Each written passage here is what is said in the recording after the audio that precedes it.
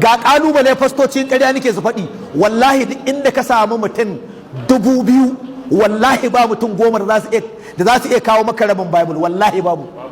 Duk duniya ba wanda ya haddace Bible, babu duk duniya.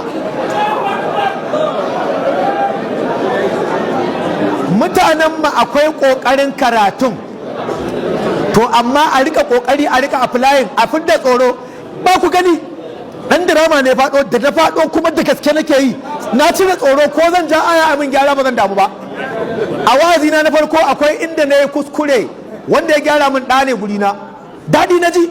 Wannan shine beauty na musulunci. Ba a yin haka a coci, wallahi in fasto ya kuskure baka isa kamar gyara ba.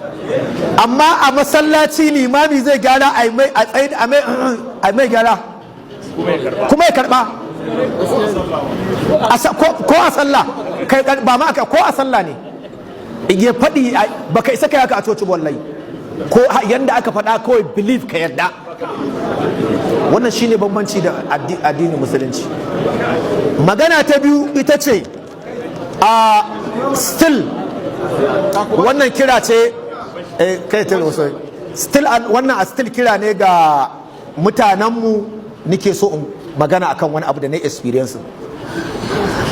Akwai wani bawan Allah, wani matashi da ya je karatu a Egypt, da ya dawo yana ta gwagwarmaya bugana yana ce ban takardun ka bari a je a nemo aiki.